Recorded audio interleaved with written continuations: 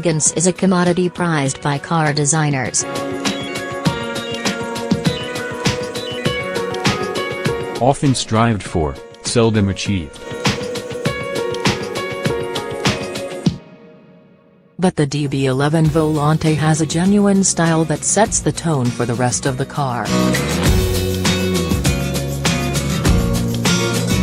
It's the first drop-top in Aston Martin's new model lineup, and far from being a simple chop-the-roof-off a DB11 coupe job, the Volante has undergone a thorough reworking and upgrade process to ensure it behaves like a big Aston GT should.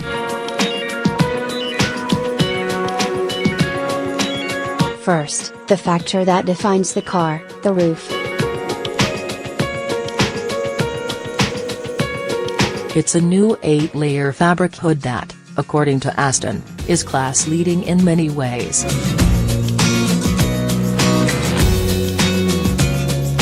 From its insulating properties to the devilishly low deck lid when it's folded that caused Aston's engineering and design teams more than a few headaches in the gestation phase, there's more to the DB11 Volante than meets the eye. And what does meet the eye is very pleasant indeed, with clean lines and a very shallow roof giving the car a rakish look.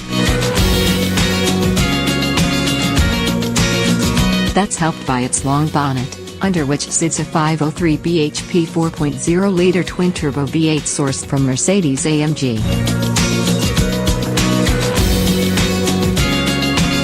The Volante doesn't get the option of the DB11 Coupe's V12, and there are no plans for it to feature in the near future, either. However, there are some more interesting engineering details under the skin. In taking the roof off a big GT like the DB11 you sacrifice some structural rigidity, but in a bid to claw some back, Aston's engineers have developed a new front cross member to stiffen up the suspension pickup points and the top mounts, while a structural front under tray ties this all in. The wall thickness of the aluminium sills has been beefed up to provide reinforcement and increased resistance to twist, while the rear subframe that carries the suspension and differential features 45% stiffer bushes to negate the removal of the roof, along with a rear cross member that mimics its front counterpart. The result is a car that is 65% as stiff as the DB11 V8, weighs 110 kilograms more, identical to the V12, and steers even sweeter than the coupe. This is one of the Volante's strongest suits, but it's intrinsic to the car and the philosophy Aston has applied. You can trust it on turning, and there's enough in the way of communication with the front tires to feel the grip and accurately place what is a big car with pretty poor visibility. This extra bite and crisper front end don't come at the expense of comfort though. Even in the softer GT mode it's firm but not harsh, as it feels like there's ample travel in the dampers and plenty of poise to soak up what the road throws at the chassis, with a nice balance between front and rear. This fluidity is rapidly becoming an Aston Martin trait. There's performance to match its GT credentials, too. The 0 to 62 miles per hour sprint takes 4.1 seconds, just 1/10 shy of the V8 coupe, while top speed stands at 187 miles per hour.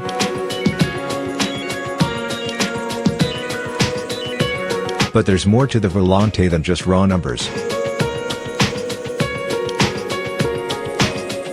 With 675 Nm of torque from 2000 to 5000 revolutions per minute, owners are unlikely to ever yearn for more performance than this, while the exhaust note in the powertrain's Sport Plus mode amplifies the engine's brawny character without ever becoming too intrusive.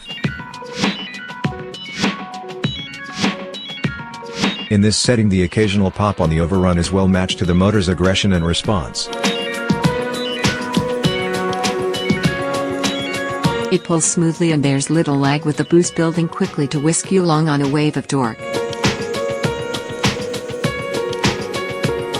The gearbox responds adequately to manual changes, while the freedom to select the sharper powertrain mode in the more supple chassis setting is welcome.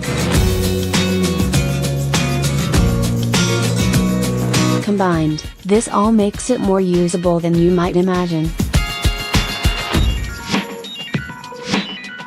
With the roof down, which can be operated electrically from the key or on the move at up to 31 miles per hour, taking 14 seconds to open and 16 seconds to close, there's not much buffeting or turbulence and it's easy to hold a conversation.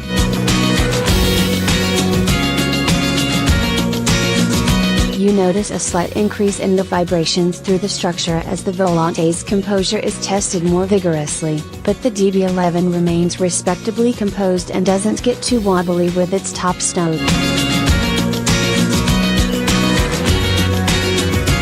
There are a few other features Aston's worked on to deliver this level of usability, too.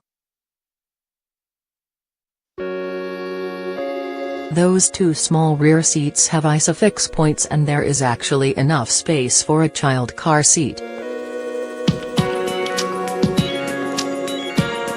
The boot, 20% bigger than DB9 Volante, so around 224 liters, will also swallow 2 sets of golf clubs if you're that way inclined, or a pair of carry-on cases.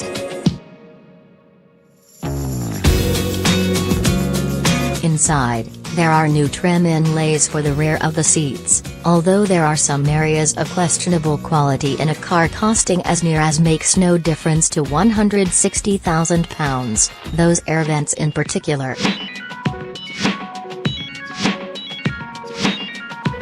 The heavy rake of the windscreen and big mirrors also mean visibility is compromised in corners, while with the roof up you squint at what you've just passed through a tiny rear window that now sits flush with the hood. However, this is the price you pay for the looks, and their minor compromises in an otherwise impressive package.